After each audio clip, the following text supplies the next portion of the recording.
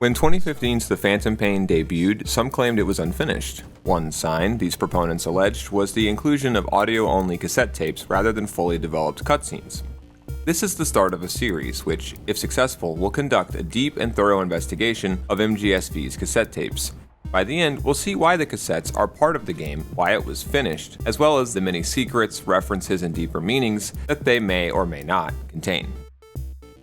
That's my way of adding a disclaimer that everything that I say here is ultimately just my interpretation. So if you don't agree or you have a different opinion of things, I'd love to hear it. Alright, we'll begin with the first batch of tapes that you receive in The Phantom Pain. Ocelot's Briefing 1. British Sovereign Base Area, Dhekelia. You were hospitalized in Dhekelia, a British sovereign base area on Cyprus. It's part of British overseas territory that falls outside of Cypriot jurisdiction. You got moved from Cuba's Little America right into Cyprus's Little Britain. Why Dhekelia? The UK and the US remain close allies. The last place Cypher would think to look for you is inside their own system. That's what kept you safe in British military hospital for 9 years. The safest place from a whale is inside its own belly. You were a regular Geppetto. Well, it wasn't Pinocchio who led me out to safety. So who was that guy? Cypher went so far as to attack British territory, burning their own ally. That's how badly they wanted you dead. The first tape entry exemplifies how they all feature a lot more than meets the, well, ear. We'll have to move painfully slow just to set the foundations for what's actually being said here by Ocelot, let alone for where it falls in the tape chronology. These are some things that we'll get to if this video gets enough likes and support in episode 2. For starters, just take Ocelot's precise phrasing. It's more important than you might think. It's part of British overseas territory that falls outside of Cypriot jurisdiction. When he says that Dhekelia is part of British overseas territory, he's subtly using an official phrasing that won't actually go into effect until the year 2002. British overseas territory, as of the year 1984, was still referred to as British Dependent Territory. Before that, they were simply Crown Colonies, and before that, plantations. It's sort of like another colony of Virginia, settled in 1606. Like the early English colonies in the New World, and also like its many imperial vassal states throughout the 19th century, the British overseas territories retained some form of self-rule, with two important exceptions: defense and foreign policy. The two British military bases on Cyprus are Akrotiri and Dhekelia. What's peculiar is that even though the twin bases occupy opposite coastal regions with nothing to connect them apart from the UN's so-called Green Line, they're referred to officially as a single entity. The abbreviation SBA is treated as one British overseas territory even though it means the sovereign base areas, plural, of Akrotiri and Dhekelia. Now, there's already just an insane amount to unpack here. If we get enough support, I'll be able to actually use Google Maps to blow your mind. If they're coincidences, then they're very, very interesting coincidences, down to street names and geographical features that we see in Phantom Pain.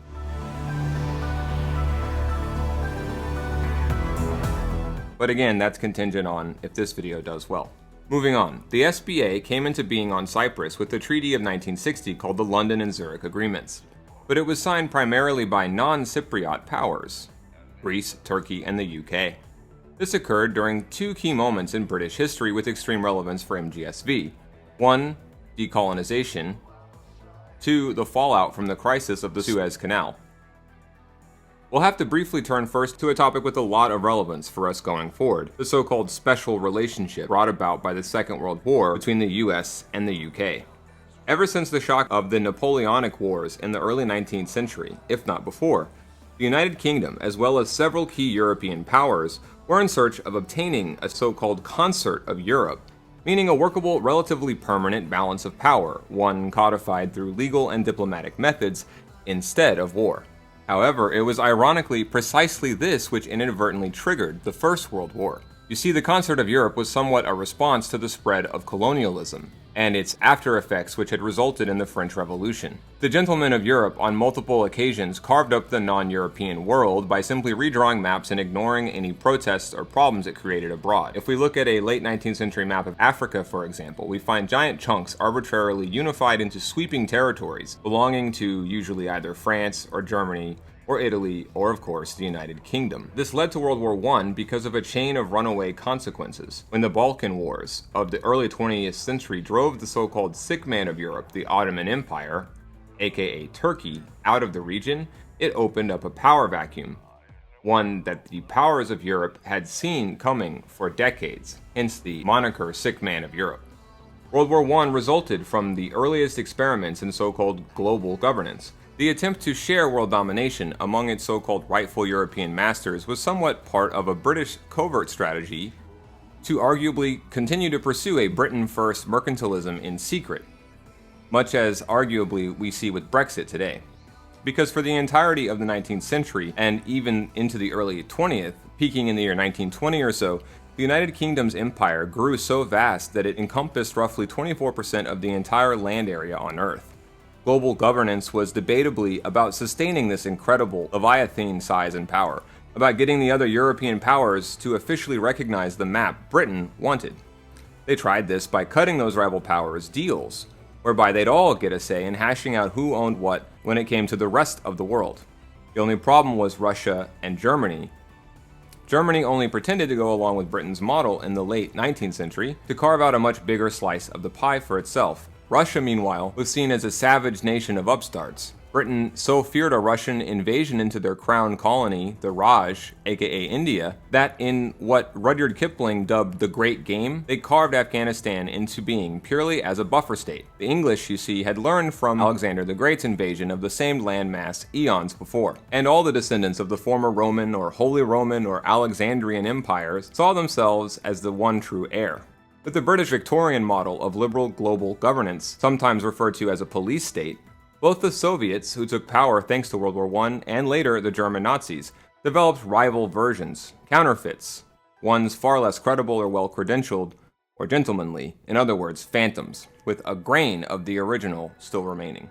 One such gentlemanly English concept that would become a phantom had been practiced particularly in India and the Middle East. It was called suzerainty. It sought to deter another American Revolution or English Civil War by mild endorsement of self-rule, at least on paper. Inevitably, the Crown maintained rights over the specific colony's defense and foreign policy. It was only once the colony started to show that it could conform to British ideas of civility that it was then allowed more measures of self-governance. Sound familiar? We're talking, of course, about Cyprus. Well, this sort of thing became decolonization after World War II. The US insisted during the war that it would only help the British if they promised not to use the fighting as a pretext to pursue more colonialization. This led to, for example, of many, India's independence in 1948. Public sentiments were turning against any outright displays of despotism as the US wanted it to. The question was a phantom of despotism, one more invisible and only with a grain of the original still remaining, lingering on? The Brits refused to relinquish the suzerainty style of colonialism in all but name. Back in the 30s, when the Iraqis tried to kick their colonizers out, Churchill ordered them gassed. Whether or not that actually happened has been lost to history, though of course the consensus says that last minute it was called off. The world at that time couldn't have cared less about some gassed Iraqis though, to be sure.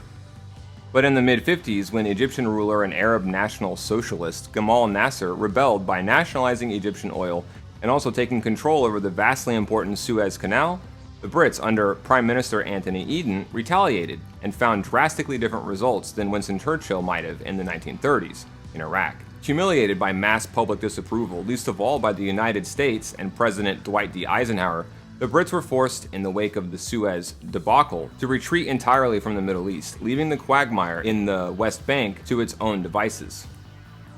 Many would draw parallels between the Suez crisis and the invasion of Iraq by the United States in 2003, especially the fact that both were drummed up out of questionable, at best, evidence, essentially fake evidence. More and more, the United Kingdom, from the 1950s on, came to be a regional power, relying on America, epitomized by Churchill's early 50s speech that named that dynamic between the US and UK that had emerged since the war the special relationship.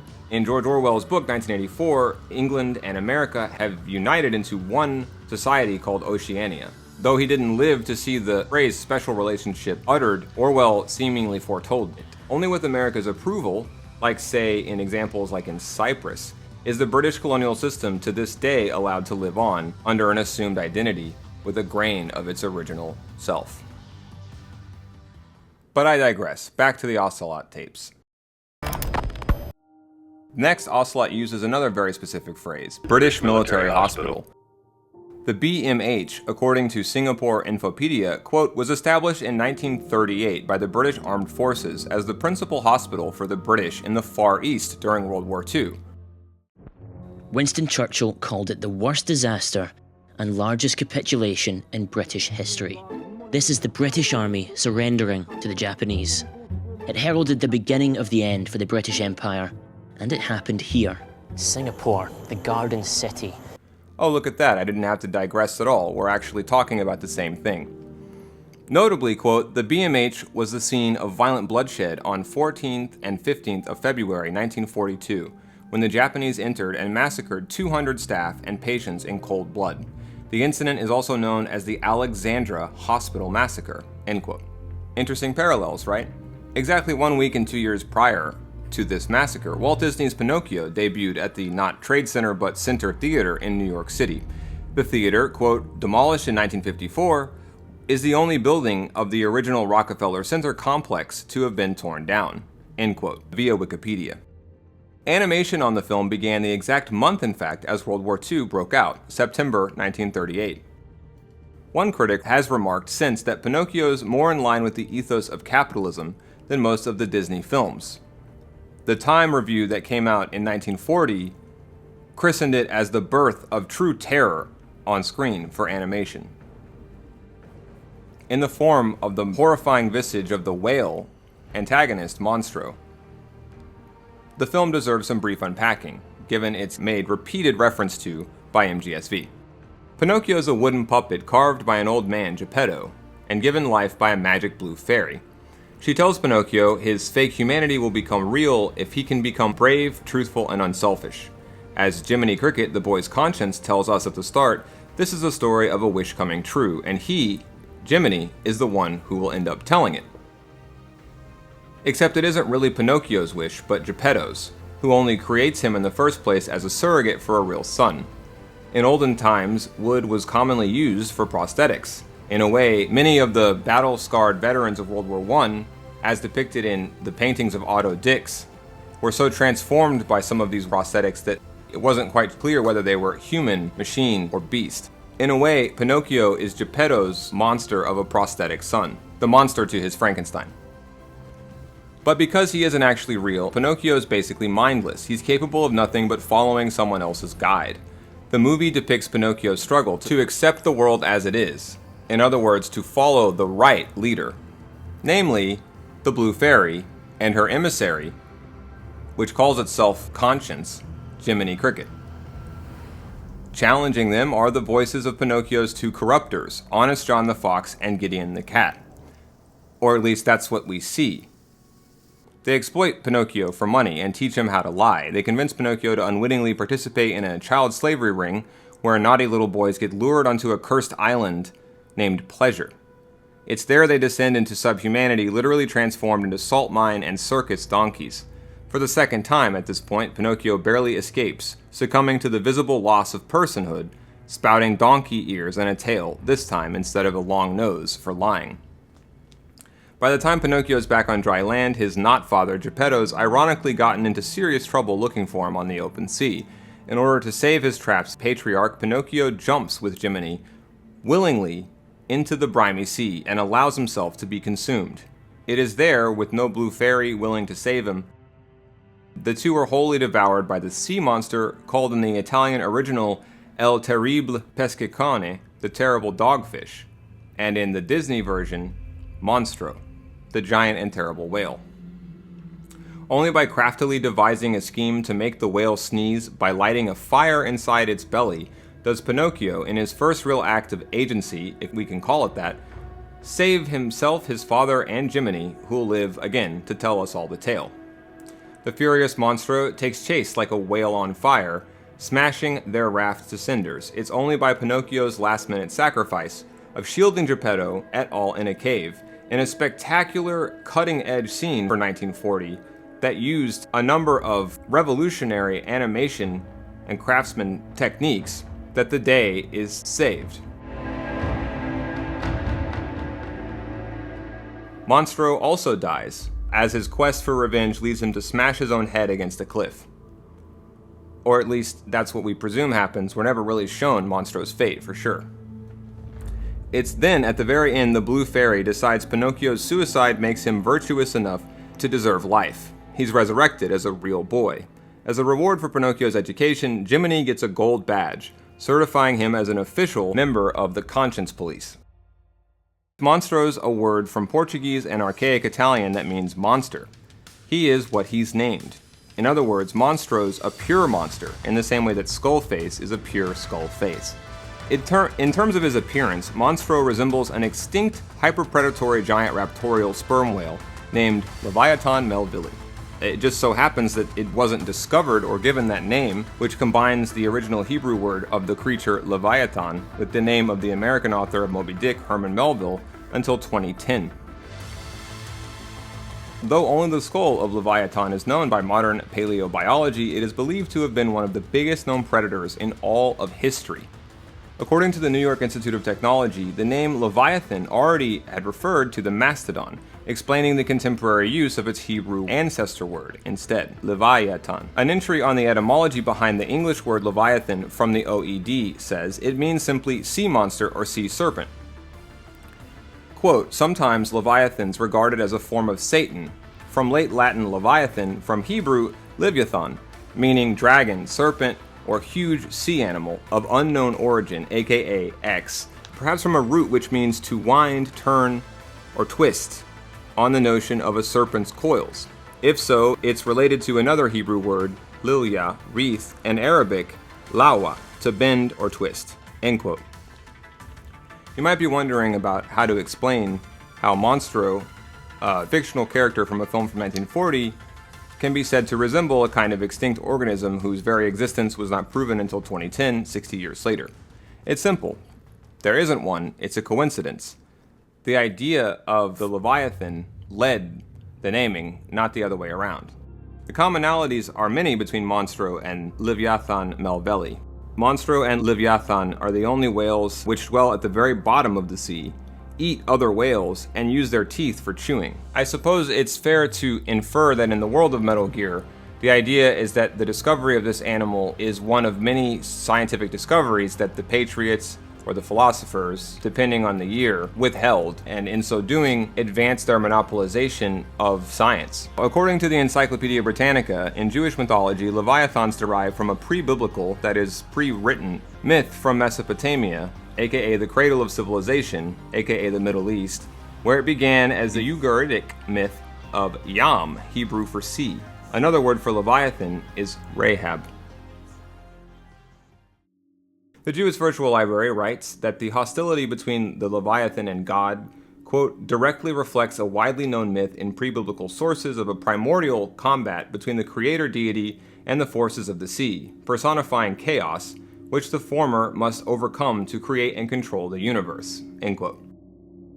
Back in 1940, the New York Times called Pinocchio the best thing Mr. Disney had done and therefore the best cartoon ever made. Strangely, it would be unconsciously evoked by a made-up quote that people to this day think was real, supposedly attributable to Isoroku Yamamoto. At the end of 1970's Tora Tora Tora, Yamamoto is supposedly quoted as having said, "I fear all we have done is to awaken a sleeping giant and fill him with a terrible resolve," end quote. A variation is also used in two other American films about the Pacific War, Pearl Harbor in 2001 and Midway from 2019.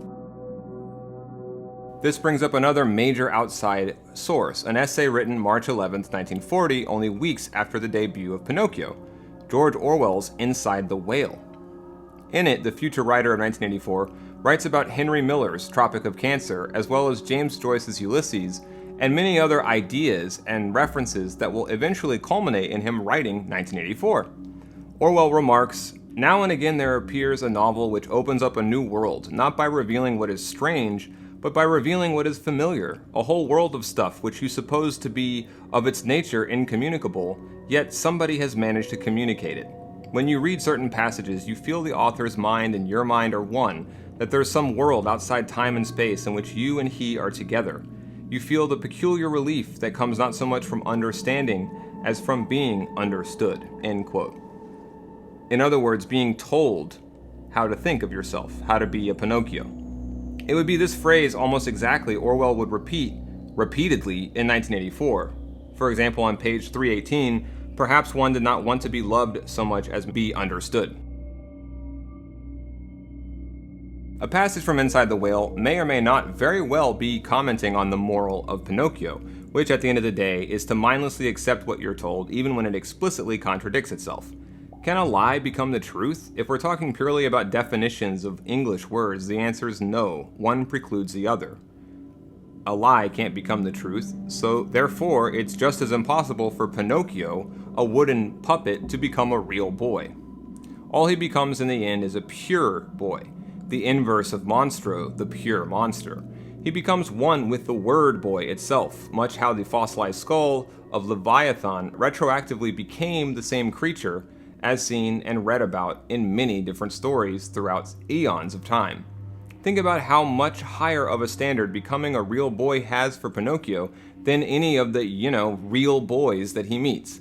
The sequence on Pleasure Island descends into Lord of the Flies several years before Lord of the Flies even existed. The boys rapidly transform into asses, and how? By that most boyish behavior, getting into trouble. Pinocchio can't act like a real boy if he wants to become the real boy, united with the idea of real boy outside time and space. That's why he only gains this life after death at the end. It's something more than life, bigger than the imperfections of human mortality and morality. In short, Pinocchio's dying to live as not just the ideal, the epitome of a real boy, but much more of a good boy. A phrase, of course, we often hear for dogs. Pinocchio's not about real and unreal, but rather right and wrong. It's a morality tale for children about absolute good versus absolute evil.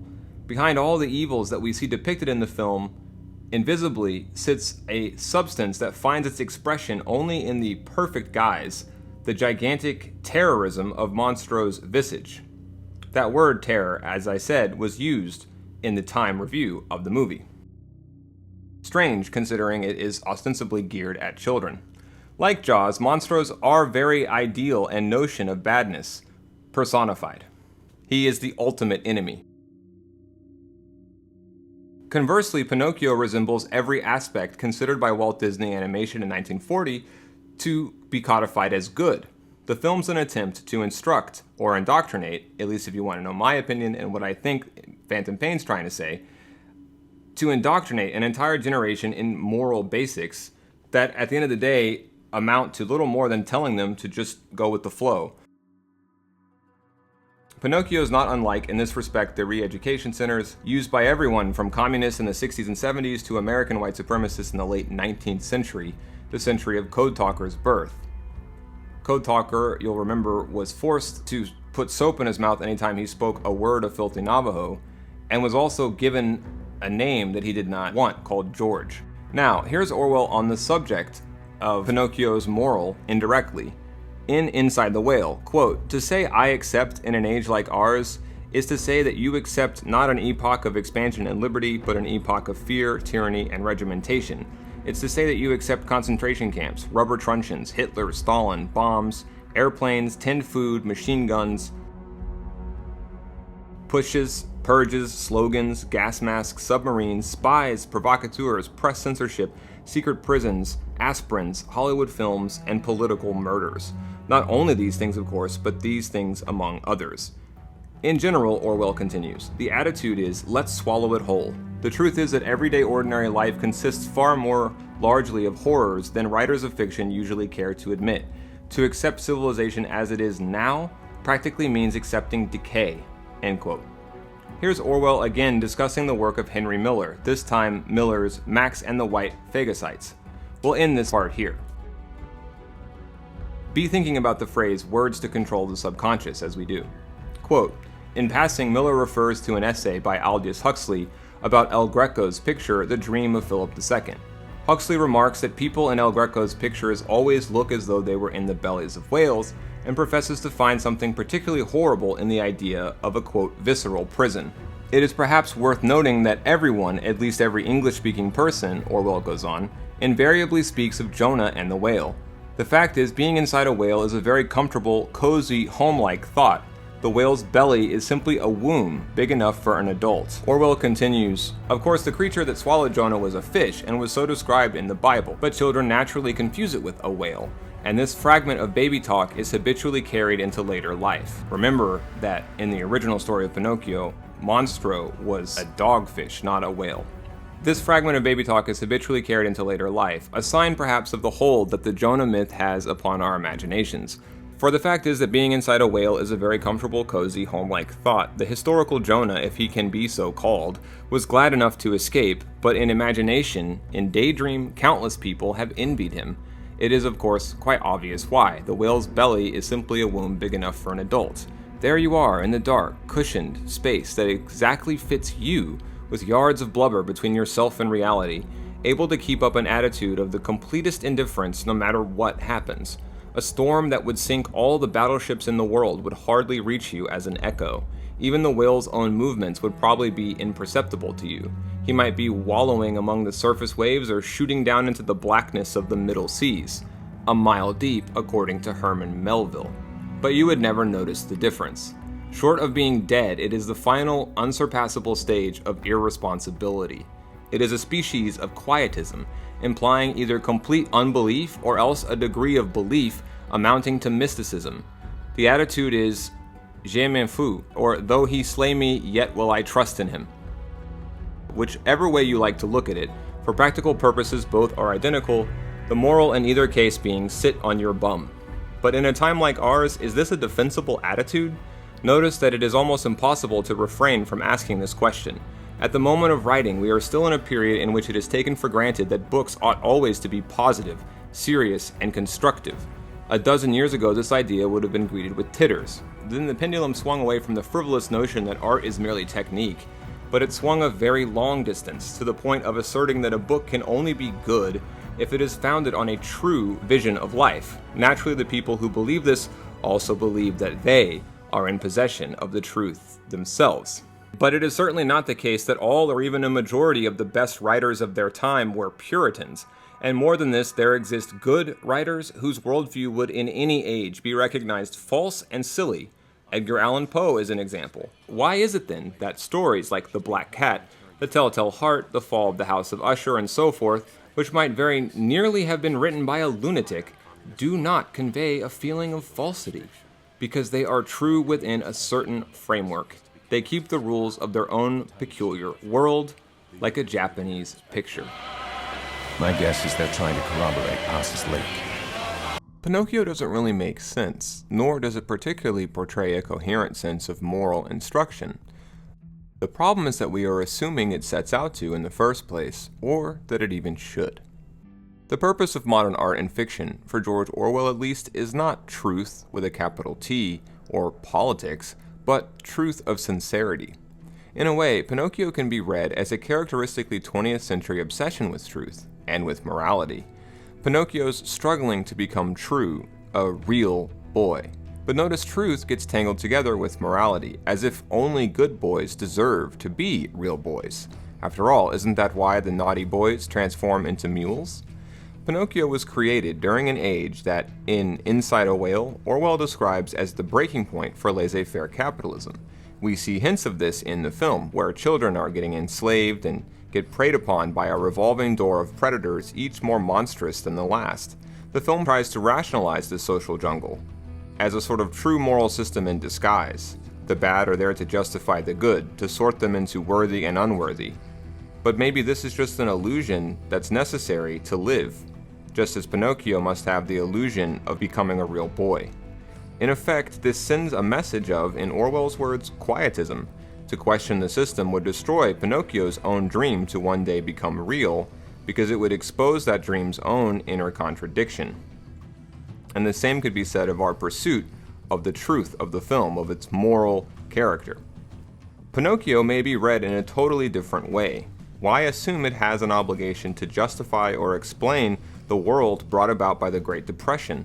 Why chastise the film for failing to provide a coherent moral system when it is the real world itself in the 1930s which lacked any such system? In fact, Pinocchio arguably could be called wonderful for allowing the darkness and depravity of the modern world on screen at all. It depicts the contemporary struggle Orwell describes as that of finding something, quote, a thinking person could believe in, end quote. The gaping hole punctured by progress itself leads to the confrontation with meaninglessness and absurdity that we debatably find within Pinocchio's many contradictions. The way Geppetto and Jiminy and Pinocchio put all their faith in a different world, an impossible one where puppets can become human beings, could that not implicitly be a comment on the rise of every political reconstructionism from communism to fascism?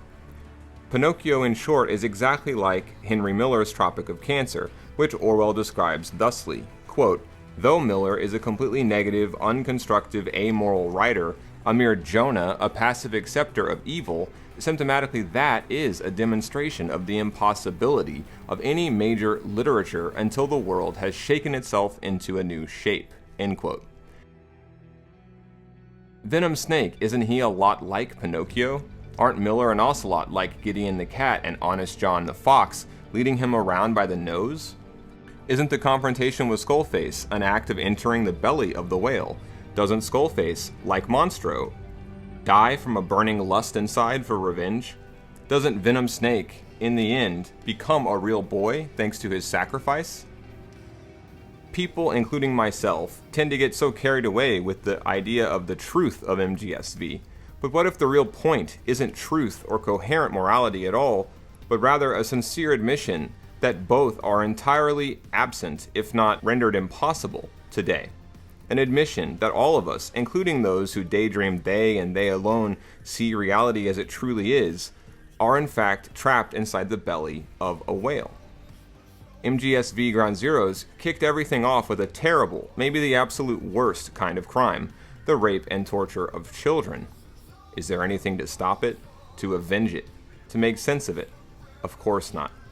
The expectation of art and fiction and entertainment today is just as it was according to Orwell in the 1930s. We'll end it here. Quote, no decade in the past 150 years has been so barren of imaginative prose as the 1930s. There have been good sociological works and brilliant pamphlets, but practically no fiction of any value at all. From 1933 onwards, the mental climate was increasingly against it. Anyone sensitive enough to be touched by the zeitgeist was also involved in politics. Not everyone, of course, was definitely in the political racket, but practically everyone was on its periphery and more or less mixed up in propaganda campaigns and squalid controversies. It was a time of labels, slogans, and evasions. At the worst moments, you were expected to lock yourself up in a little cage of lies. At the best, a sort of voluntary censorship, like, ought I to say this? Is it pro-fascist? Was at work in nearly everyone's mind. It is almost inconceivable that good novels should be written in such an atmosphere.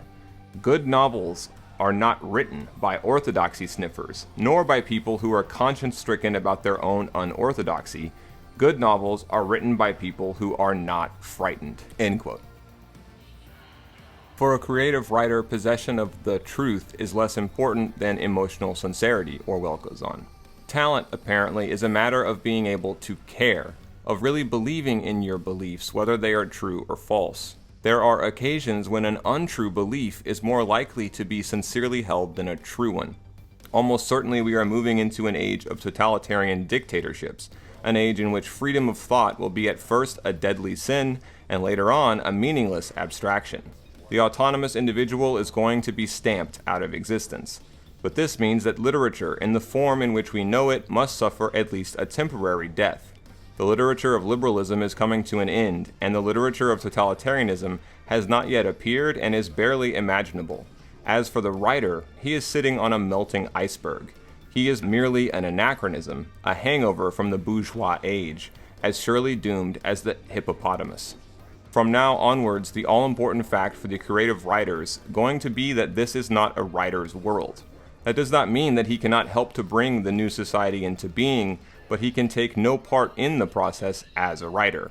For as a writer, he is a liberal, and what is happening is the destruction of liberalism. Progress and reaction have both turned out to be swindles. Seemingly there is nothing left but quietism, robbing reality of its terrors by simply submitting to it. Get inside the whale, or rather admit you are inside the whale, for you are, of course.